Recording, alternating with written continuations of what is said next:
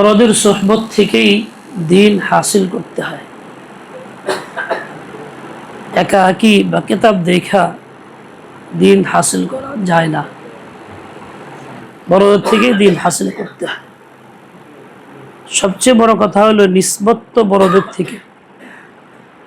একদিন ঢাকবি হুজুর রহমতুল্লাহ আলাই, লালবাগ মাদ্রাসার যিনি মুহাদ্দিস ছিলেন, মশহুর, হযরতের সাথে নামাজে কাতারে শরীক হয়েছি। আমি দাঁড়াইছি, গিয়ে দেখলাম হুজুর দাঁড়ানো আছেন। তাকবীর যখন তাকবীর তাহরিমা শুরু করলেন, তখন আল্লাহু আকবার উচ্চারণের সাথে দিলের যে কাইফিয়ত, যে দরদ, যে ব্যথাটা ছিল, আমি এটা খুব নিকটে পাশাপাশি থেকেই অনুভব করতেছিলাম। খুব আজমতের সাথে, দর্দ দিলের সাথে বলতেছিলেন, অথচ আমি এরা কত তাকবীর তাহরিমা পড়লাম, কতবার আল্লাহু আকবার বললাম, কিন্তু ওই কাইফিয়ত তো পয়দা হলো না, দিলের ভিতরে আঘাতটা লাগলো না। আল্লাহু আকবার জানা আছে, মশক করা আছে, নামাজ পড়ি, প্রতিদিন কতবার বলতেছি, কিন্তু বাস্তবে দিলের ওই কাইফিয়তটা পয়দা হলো না। তাহলে বোঝা গেল ওই কাইফিয়তটা হাসিল এমনিতে হয় না, ওই ব্যথাটা এমনিতেই হাসিল হয় না, দিলের ভিতরে আজমতটা এমনিতে হাসিল হয় না। কারো কাছে সোহবতে থাকতে হয়, কারো থেকে নিতে হয়। ওই দিন থেকে দিলের ভিতরে ধাক্কা লাগলো যে আমি কি করলাম জীবনে।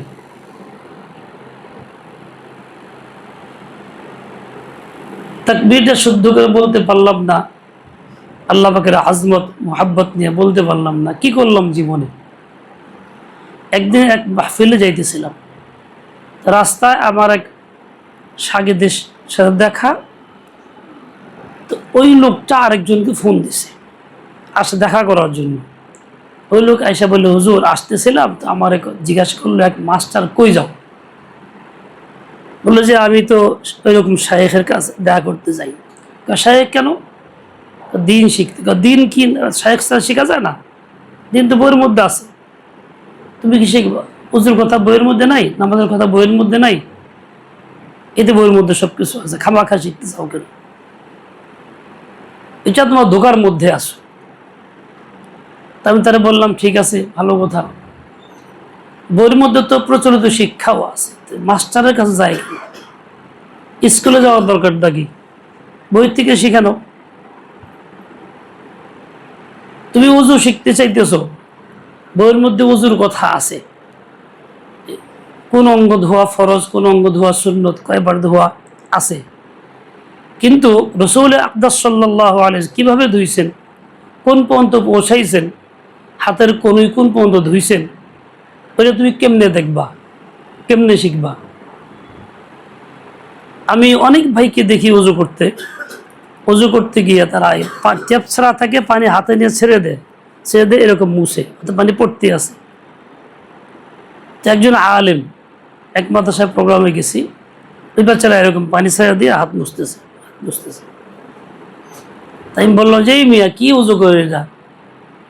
পানি সব ফালাই দিতেছেন, পানি হাতে টপকাইতেছে না, গলাইতেছে না, কি উজু করতেছে? তারপরে কয় কি, হুজুর মাদ্রাসার শিক্ষক। আমি শিক্ষক হলে কি হয়েছে, উনি চাইলের মতো কাম করে, হুজুরে ধমক দিলাম। আমি তাকে চিনি না, সে আমাকে চিনে যাই না। আমার দিকে তাকায়া লজ্জিত হইল। তো ঠিক হাত ওইরকম স্বাভাবিক নিয়মে ধুইল। এরপরে হুজুর খুব ভুলে ছিলাম, আপনারা সেই ধমকের পরে শিখছি যে আসলে হুজুর পানি গড়াই দিতে হয়। তার মানে অঙ্গে যদি এই পানি না দেই আর না গড়ায় পড়ে, খালি এরকম মুছি, 2-3 বার মুছি, তা হাতটা ভিজা ভিজা দেখা যাবে, ঠিক আছে, উজু হয়ে যাবে, ধোয়া তো হইল না, মুসা হইল। অনেক লোক এরকম, এখন ওই বেটা বই দেখে যে উজু করে আর এরকম শিখে হাত মাসা করে উজু হয়ে যাবে, তা কিন্তু হয়ে যাবে না। উজুর মধ্যে সুন্নত তরিকা হইল, ডাইন হাত ধোয়ার ক্ষেত্রে পানি যেমন উংলির দিক থেকে দিয়ে এদিকে গড়াইয়া দেওয়া, ঠিক বাম হাত ধোয়ার ক্ষেত্রেও এইখান থেকে পানি দিয়া এদিকে মানে গড়াইয়া দেওয়া। অনেক সময় দেখা যায় বাম হাত ধোয়ার ক্ষেত্রে সুন্নতের খেলাফ এইখান থেকে ধোয়া শুরু হয়, পানি দিয়ে এইখানে দেয়, বাচ্চা পেন নিচে এভাবে ধরে। আর সুন্নত ছিল উঙ্গলির দিক থেকে শুরু করায় দেওয়া, দুনো হাতে, ডান হাতেও বাম হাতেও। কেউ বই দেখে বুঝে শিখলো হাত ধোয়া তো ফরজ, 3 বার ধুইতে হয়, সে এখন এখান থেকে ধুইব না এখান থেকে ধুইব, তাহলে এটা ব্যক্তির কাছ থেকে শেখা লাগবে, সব বাচ্চারা শেখা যাবে না। আচ্ছা, আমরা যারা উজু করি দুনো হাত কি উঙ্গলির দিক থেকে ধুই না বাম হাত এই দিক থেকে ধুই? আমরা কেমনে উজু করি? কোনো জবাব নাই। হ্যাঁ, দুনো হাত সবাই? সবাই না, কোনো কোনো বাহিদ হয়। তার মানে আমাদের নিজেদের আমলের মধ্যেও সুন্নতের খেলাফ আমল আছে, কমই আছে, যে কিন্তু একা শেখা যাবে না, এখান থেকে শিখতে হবে। তার মানে ডান হাত যেমন পানি এখান থেকে গলায় দিব, এদিক থেকে ধুইব, টপকা এদিকে পড়বে, বাম হাতে বেলা পানি নিয়ে এখানে, বা এখানে না পারলে পরে পানি গলায় দিয়ে আসতে করে, তারপরে নিচে দিলে ওই দিয়ে দিই হালকা করে। তাহলে সুন্নত মোতাবেক আমল হইল, অজুটা শিখা হইল সুন্নত মোতাবেক। এরকম সকল ক্ষেত্রেই কিন্তু আমলটা করা যাবে এমনি একা একা, কিন্তু আসলে সহি আমল সুন্নত মোতাবেক করা সম্ভব হবে না একা, বরং শায়েখ থেকেই শিখতে হবে। আমি একদিন এক বড় নাম করা ব্যক্তিকে দেখলাম উজু করতে। উজু করার পরে পা মাসা করলেন। পা মাসা করলেন কেমনে? হাতের এই তালুর পিঠ দিয়ে আঙ্গুল দিয়ে এভাবে করলেন, এভাবে করলেন। খুব নাম করা ব্যক্তি, আলেমও ভালো, সবাই জানে, কিন্তু আমলটা কি হইল না, সুন্দর হইল না। এই যে এটাও কিন্তু কোনো বড় সহবতীকে শিখতে হইতো। হজওয়ালা করাচি রহমতুল্লাহ সাথে সফরে গেছি, কিশোরগঞ্জ মোমেন শাহী হয়ে ফিরতেছিলাম। তো রাস্তায় ত্রিশাল স্ট্যান্ড পার হইলেই হাতের ডাইনে একটা পুকুরের মতো ছিল বড়, এখন সেটা হয়তো নাই, কয়েকটা বেশ বড় গাছ ছিল। হজওয়ালা সেখানে একটু বিশ্রামের জন্য নামলেন, খালি জায়গা গাছের নিচে, গরমের দিন। বিছনা করে দেওয়া হলো, আরাম করতেছিলেন, কয়েকজন হজদের খিদমত করতেছে। এর মধ্যে ছোট বাচ্চা কয়েকজন আসছে, 7-8 বছরের বাচ্চা, ওরা হাফ প্যান্ট পরা, নাভি খোলা, সদর। তখন বললেন কি ভাই ইনকো ইহাঁ সে হটাও, সদর খোলা হুয়া है, এখান থেকে বাচ্চাদেরকে সরাই দাও, ওদের সদর খোলা আছে। ওই বাচ্চা তো আসলে সরান বালেগ না, মুকাল্লাফ না। আমরা যে কিছু মনে করি না, আমাদের বাসায় বাচ্চারা থাকে, নিজেদের সন্তানরাও ওই হাফ প্যান্ট পরা থাকে বা ছোট কাপড় পরা থাকে, নাভিও খোলা থাকে, তাতে আমরা কোনো দোষ মনে করি না। এটা দোষ কি দোষ না? কেমন দোষ? ওই বাচ্চারা, ছোট বাচ্চা, ওর জন্য সতর খোলা, সতর ঢাকা ফরজ হয় না, ও পারবে না, কিন্তু আমার জন্য দেখা তো জায়েজ নেই। বরং মাতা পিতার জিম্মাদারি হইল বাচ্চা যদি একেবারে 1 মাসেরও হয় তাও তার লজ্জাস্থান ঢেকে রাখা, আর একটু বড় হইলে হাতে বন্ধ ঢাকা, বাপ মার জিম্মাদারি। মুকাল্লাফ তো ওই বাচ্চা না, বাপ মা মুকাল্লাফ। অনেক ঘরে দেখা যায় যে বাচ্চাদেরকে হাফ প্যান্ট পরানো হয়, 5, 6, 7, 8 বছরের বাচ্চারা হাফ প্যান্ট পরে, শার্ট পরে। এক মুফতি সাহেবকে জিজ্ঞাসা করলাম যে ভাই এটা কি পড়াইছেন? এটা হুজুরের মামু কিনে দিছে। মামু যদি 20 কিনে দেয় খাওয়াইবেন? তা তো খাওয়াবো না। এটা করছেন কে? ও তো ছোট বাচ্চা, ওর তো কোনো অসুবিধা নেই। ওর তো অসুবিধা নেই, আপনি তো ছোট বাচ্চা না, আপনি তো মুকাল্লাফ। লুবস আর এলবাস কা এক হি হুকুম হ্যায়। তো বাচ্চা পড়তেছে, আপনি পড়াইতেছেন, দুটার হুকুম একই। কাজে ও পড়তেছে, ও বুঝে না, আর আপনি তাকে পড়াইতেছেন, উলঙ্গ করে পড়াইতেছেন, তা আপনি গুনাহগার হইতেছেন। আমরা কিন্তু অনেক ক্ষেত্রে এই খেয়ালটা করি না, আমাদের বা অপরের বাচ্চাদের ক্ষেত্রে এরকম সতর্ক হলে আমাদের সামনে চলাফেরা করে, দোষ মনে করি না। অথচ নজর তো ওখানে ঠিকই পড়ে, আমার নজরটা ওখানে পড়তেছে, আমার জন্য দেখা তো জায়েজ হইতেছে না, আমি তো গুনাহগার হয়ে যেতেছি। আর যেসব ঘরে মা বোনদের কাপড়ের ক্ষেত্রে দেখা যায় এমনি ভালো, নামাজ কালাম সহি পড়ে দিনদার, কিন্তু ওই যে গলাটা একটু লম্বা, পান গলা বা ভিউ গলা বানাইছে, এই জায়গাটা খোলা। সাধারণত দেখা যায় মাও যদি হয় সন্তান বালেগ সন্তান যদি হয় ছেলে ঘরে থাকে, তো সাধারণত ঘরের ভিতরে মা বোনরা একদম সব ঢেকে ঢুকে গলা আটকায় রাখে না, মাথা খোলা থাকে, জায়গাটা খোলা থাকে, তখন এই অংশটা নজরে পড়ে। কোনো বালেগ ছেলের জন্য মায়ের এই জায়গা দেখার অনুমতি আছে? এই ক্ষেত্রে বেএহতিয়াতি হয় কি হয় না? এটা কিন্তু আমাদের নজরে পড়ে না। জিজ্ঞাসা করতেছি, আমল করতেছি, মামলাত সব ঠিক আছে, কিন্তু একটা গুনাহ আমার ঘরে চালু আছে, এতে আমার কোনো পারিশানি হইতেছে না, অনুভূতি হইতেছে না, কিন্তু গুনাহ কিন্তু হয়ে যাচ্ছে। আসল মকসদ এই সহবতের দ্বারা গুনাহ থেকে বাঁচা, নিজেকে গুনাহ মুক্ত করা। কিন্তু এইসব গুনাহগুলি আমার কাছে গুনাহ মনে হয় না। যে গুনাহগুলি গুনাহই মনে হয় না, তাহলে অবস্থাটা কি? তাহলে ওই ইমানের অবস্থাটা কি আছে? যে ইমানওয়ালা গুনাহকে গুনাহ মনে করে না। ইমানের জোর কতটুকু, কতটুকু আলোক এর মধ্যে আছে? ওই ইমান নিয়ে আল্লাহর কাছে পৌঁছা যাবে তো? ও ভাই, এই জন্য এই সব জিনিস বড়দের সোহবতে আসলে শেখা যায়, ওনাদের নজরে পড়ে, ওনারা বলে। একাকি অনেক কিছু নজরে আসে না, বুঝে আসে না। এই যে সকাল সকাল মামুলাত আদায় করলাম, জিকির তাসবিহ ইত্যাদি করলাম, এই সবগুলি কি ফরজ? ফরজ কিন্তু না, কিন্তু গুনাহ থেকে বাঁচা ফরজ। সতর ঢাকা ফরজ, সতর খোলা গুনাহ থেকে বাঁচা ফরজ। তাহলে আমি এইসব মামলাত আদায় করতেছি, এদিকে তাওয়াজ্জু তো আছে, গুনাহ থেকে বাঁচার তাওয়াজ্জু অনেক ক্ষেত্রে নাই।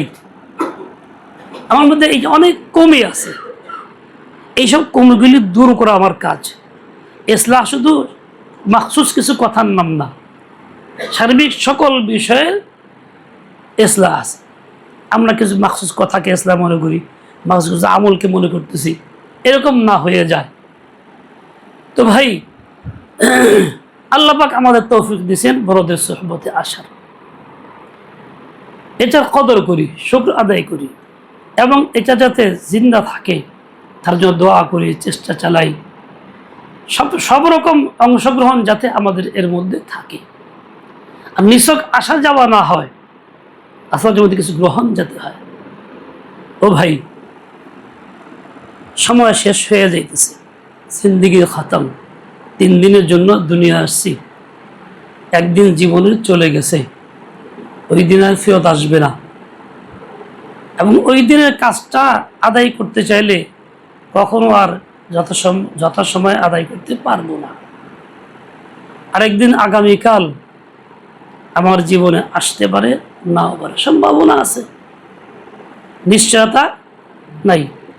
আগামীকালও যে কিছু করব এর গ্যারান্টি আমার কাছে নাই।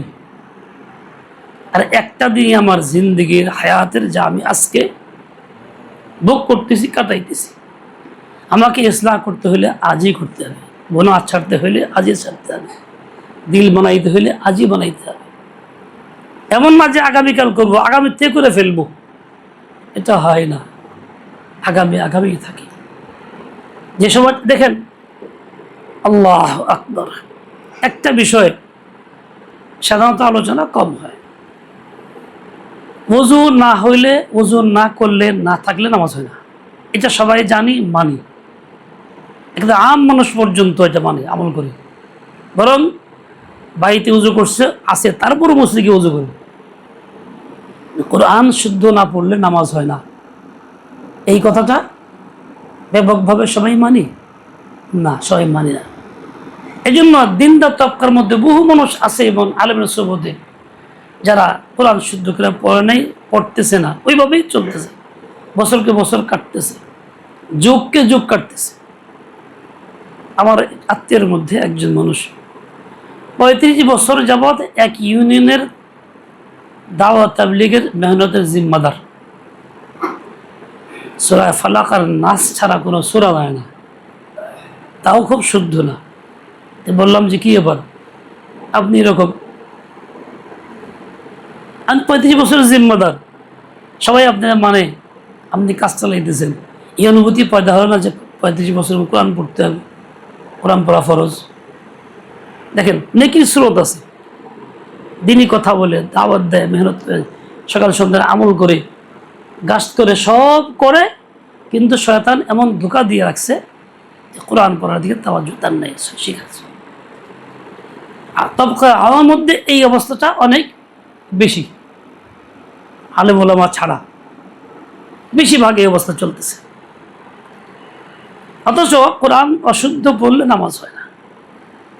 একজন মানুষ ইমামের পিছনে নামাজ পড়লো, ইমাম সাহেব পড়া সহি কারণে তার নিজের পড়তে হইল না, তার করাত হয়ে গেছে, ধরলাম ফরজ নামাজ তার আদায় হয়ে গেল, সুন্নত তার নিজের পড়তে হয়, বেতের তার নিজের পড়তে হয়, বাড়িতে নফল পড়লে নিজের পড়তে হয়, এশাক চাষ তাহাজ্জুদ পড়লে নিজের পড়তে হয়। ওই সব নামাজের মধ্যে সে নিজে ভুল পড়তেছে, অশুদ্ধ পড়তেছে, এতে কি নামাজ হইতেছে না নামাজ বাতিল হইতেছে? তাহলে এই লোকটার নামাজ শুরু করে নামাজ ভাঙ্গে দিল, 2 রাকাত নফল নামাজ পড়া কারো ফরজ ওয়াজিব না, শুরু করছে ছেড়ে দিল, তার পড়তে হবে কি পড়তে হবে না? পুনরায় কাজা করতে হবে, তার উপর ওয়াজিব হইয়া গেল। সুন্নত নামাজ শুরু করে নাই যখন শুরু করছে ভাঙ্গে ফেলছে, ভাঙলো কি দিয়া? কোরআন অশুদ্ধ পড়ার কারণে। তাহলে তার নামাজ জিম্মায় থাকলো না আদায় হয়ে গেল? নফল নামাজ শুরু করছে, সে তো মনে করলো পড়ছি, কোরআন অশুদ্ধ, তাকবীর অশুদ্ধ, উচ্চারণ সহি না, নামাজ হইল না, জিম্মায় কি নামাজ বাড়লো না কমলো? বাড়তে থাকলো। তবে আমার মধ্যে কিন্তু এই কথাটা বুঝে আসে না, আলোচনা চর্চা হয় না। তাহলে একজন মানুষ 20 বছর নামাজ পড়ে, এই 20 বছরে ফরজগুলি ইমামের পিছিয়ে পড়ার কারণে ধরলাম হয়ে গেল, বাকিগুলি কি অবস্থা হইল? তাহলে 20 বছরে কত পরিমাণ নামাজ তার আমল নামায় জমা হয়ে রইল, যা সে আদায় করে নাই, আদায় যোগ্য, কিন্তু আমাদের খেয়াল নাই, তাওয়াজ্জুহ এদিকে নাই। ঠিক তেমনি যারা কোরআন শুদ্ধ করে পড়তে জানি, উলামায়ে কেরাম, তাদের তেলাওয়াত নাই, মাসকে মাস তেলাওয়াত নেই। আগে যা কিছু ছিল এটা বন্ধ হয়েছে মোবাইলে, এখন নামাজ সালাম ফিরেই মোবাইল, রাত্রিবেলা শোয়ার সময় মোবাইল, অন্য সব কাজে শুধু মোবাইল, মানে এটা একটা ভিন্ন আমল হয়ে গেছে কোরআনে। এখন আর তেলাওয়াত নাই, ওই অবস্থাটা আর নেই। কাজে আমরা মুরব্বিদের সহবতে আসছি, এখান থেকে এই সবকগুলি নিয়ে যাব এবং সমাজের মধ্যে এই কথাগুলি ছড়াই থাকবো, যাতে করে আম তবকাকে এদিকে মোতাওয়াজ্জি করা যায়, দিনের দিকে মোতাওয়াজ্জি করা যায়। যাই হোক, তো গুনাহ থেকে বাঁচা আসল মকসদ আমার আপনার দ্বারা কোনো গুনাহ না হয়ে যায়, এর প্রতি ইহতিমাম করা, তাওয়াজ্জু রাখা, খেয়াল রাখা। যদি এটা খেয়াল না রাখা হয় তাহলে ইচ্ছা অনিচ্ছায় আমার দ্বারা গুনাহ হইতেই থাকবে, বুঝবো না। অনেক গুনাহ এমন হয় যেগুলা আমি আসলে নেকির নিয়তে করি, বুঝি না যে গুনাহ। দেখেন, এই পরশুদিন আমি নামাজ দাঁড়াইছি মাগরিবে, বৃষ্টি হয়েছে, ঠান্ডা ঠান্ডা, ফ্যান লাগে না, ফ্যান ছাড়া দাঁড়াইছি। এক ভাই পাশে এই সাথে ফ্যান চালাই দিয়ে দাঁড়াইল, আমার ঠান্ডা লাগতেছে, আমি কি করব? নামাজ ছেড়ে দেবো না নামাজ পড়বো? আমার তো কষ্ট হইতেছে। ওই লোকটা তো নিজের স্বার্থে ফ্যান দিল, কিন্তু আরেক ভাইয়ের কি কষ্ট হলো? ওই লোকটার কি সওয়াব হবে না গুনাহ হবে? জবাব নাই, বুঝেন নাই বোধহয় কথাটা। ওই লোকের সওয়াব হবে না গুনাহ হবে? অথবা সাইফুল ভাই নামাজ দাঁড়াইছে, তার মনে চিন, আরে ফ্যান ছাড়া দাঁড়াইছে, আরে কষ্ট ছেড়ে দিলাম। সাইফুল ভাই যে ফ্যানটা চালায় নাই কি কারণে? কোনো অসুবিধা আছে কারণে চালায় নাই, আমি তো নেকির নিয়ে তার খিদমত ছেড়ে দিলাম, ফল কি হলো? তার কষ্ট হইল। আমার নেকির নিয়ত ছিল, হইল কি? এরকম নেকির নিয়তেও কিন্তু গুনাহ করা হয়। বিশেষ করে 3টা গুনাহ এমন যে 3টা গুনাহ আমরা সবচেয়ে নেককার লোকেরা করি। সবচেয়ে নেককার লোকেরা কারা? এই যুবনা যারা আলিম সহবত থাকে, নামাজ কালাম 5 ওয়াক্ত পড়ে মসজিদে যায়, এরাই তো নেককার। বলে এই গুনাহগুলি সাধারণ লোকেরা খুব কম করে, যারা মসজিদে কথা করেই না। যেমন কিরকম? একটা হলো ইসরাফের গুনাহ, পানি অনেক বেশি ফেলে দেওয়ার গুনাহ। অজু করতে গিয়ে ট্যাপ সারছি তো সারছি, ফুল পরে চলতেছে, আমি আস্তে আস্তে ঢুকছি, ট্যাপ সারে দিয়ে মাসওয়াক করতেছি, পানি পড়তেছে, মুখ ধুইতেছি, ঘষতেছি, এদিকে পানি পড়তে আছে, কয়েক বালতি ফস হয়ে যায়। যে লোকটা জীবনে মসজিদে আসে না, সে কি এই ইসরাফটা করলো? আমি কিন্তু ইসরাফটা করতেছি, নামাজি কালামি হইয়া, ভালো মানুষ হইয়া, সমাজ যাদেরকে সবচেয়ে ভালো নেককার মনে করে দেয়। ঠিক তেমনি মসজিদে ঢুকছি, আসার দরকার ছিল আমার আগে, আসছি পিছিয়ে। ছোট মানুষ, কাতার খালি, সে স্বাভাবিক নিয়মে দাঁড়াইছে তার জায়গাতে। আর আমি এসে দেখলাম যে ছোট মানুষ এনে, আমি তাহলে তাই কী করলাম, সরাই দিয়ে পিছনে দিয়ে দিলাম, জায়গায় আমি দাঁড়াইলাম। যে মসজিদে যে লোকটা দাঁড়াইছে, ওই লোকটা তার বরাদ্দ হয়ে গেছে, অক্ফের জায়গা, কারো দখল না, যে দাঁড়াইছে তার হয়ে গেছে। এই লোকটা সরাই দিলাম, এটা কি করলাম? নাকি হইল না গুনাহ হইল? কি হইল? এটা কি শুধু আওয়ামুন্নাস করে না, আমরাও করি? আর একটু দাঁড়াই যদি হয়, তাহলে শেষ পর্যন্ত চলে যাবো অনেক দূরে, কাতার বড় হইলো আর বাদ থাকলো, চিন্তা করবো দূর, আর মসজিদ জীবনে যাব না, আমার খালি বাড়ি করে দেয়, মসজিদে যাবো না, অর্থমান খারাপ হইব। মাঝখান দিয়ে আমি কি করলাম? গুনাহ। বড় হঠাৎ মাদ্রাসায় নামাজ পড়, কিছুদিন নামাজ পড়ানো লাগছে, শিক্ষকতা করছে। এখন এক লোক ছিল, ওরে সবসময় এক জায়গায় এসে বসতো, যে কেউ ওখানে এসে বসতো, এই উঠ, এই সর, সরাই নিয়মিত। আমার জানা আছে, আমি একদিন বসছি, আমার এখানে উঠাই দিল। আচ্ছা কোন মসজিদে কারো জায়গা দখল থাকে? অধিকার আছে তাতে ভাই? এমনকি মুয়াজ্জিনের জন্য জায়গা মুসল্লি বিষয়ে নির্দিষ্ট করে রাখে, এটাও তো জায়েজ নেই দখল রাখা। যাই হোক, তো এইখানে এই যে বাচ্চাদেরকে বের করে দেওয়ার, এই যে জায়গা সরাইয়া দেওয়ার, হটাইয়া দেওয়ার, এটা গুনাহটা কিন্তু ওই বেনামাজি লোকটা করতেছে না, ওটা আমি করতেছি, নামাজি লোক করতেছি।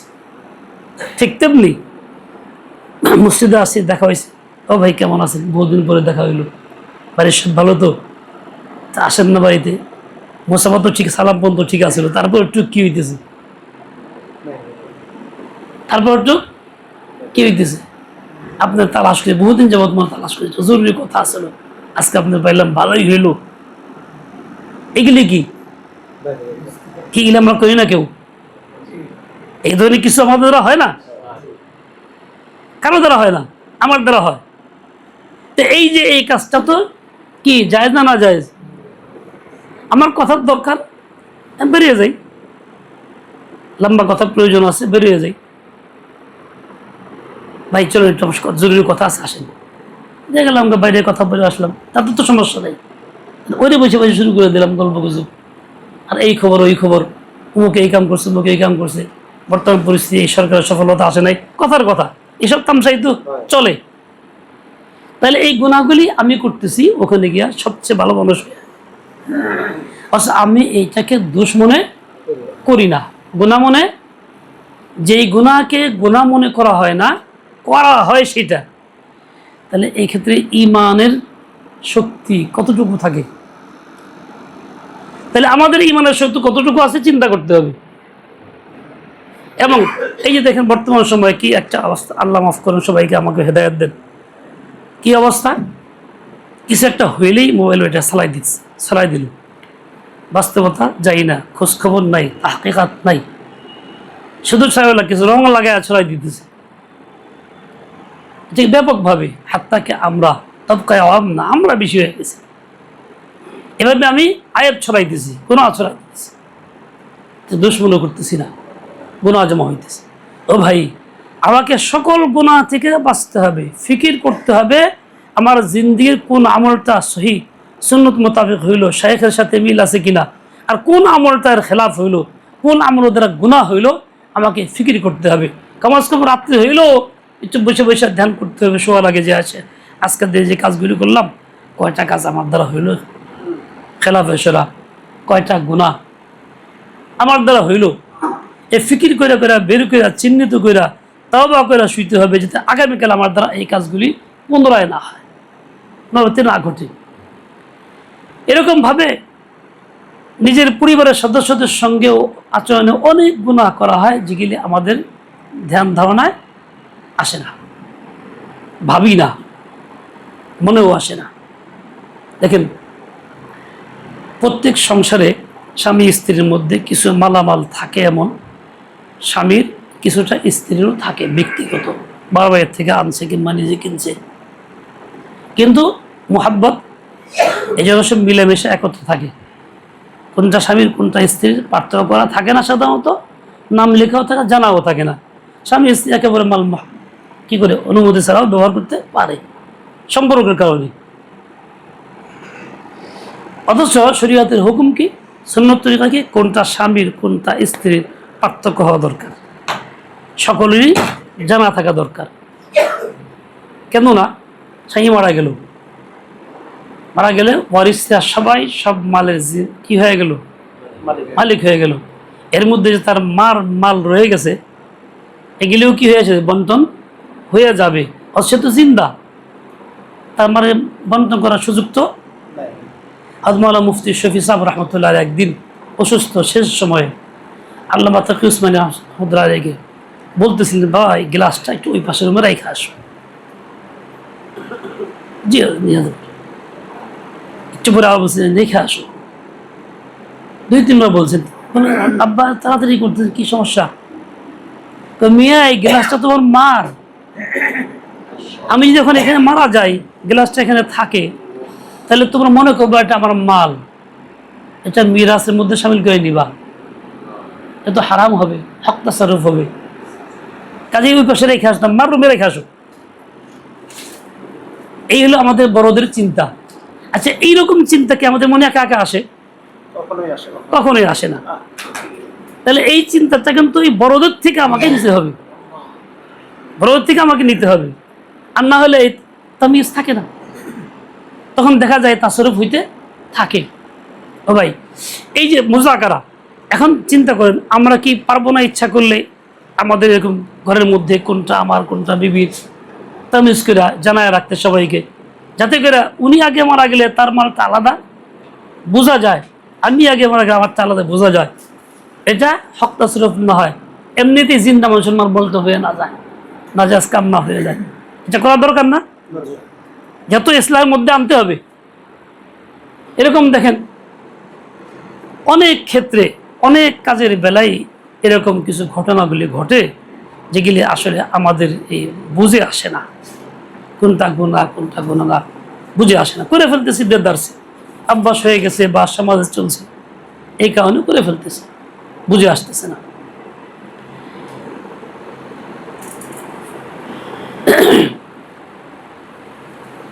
আল্লাহ পাক রব্বুল আলামিন আমাদের সবাইকে সহি বুঝ দিয়ে দেন, হিম্মতে আলিয়া তৌফিক খায়ের দিয়ে দেন, বড়দের সহবত থেকে দিন শিখার তৌফিক দান করেন, আমাদের এমন ফিকির পয়দা করে দেন যাতে আর প্রতিটা কাজের বেলায় আমরা খুব পয়সা যাচাই করে কাজটা করতে পারি।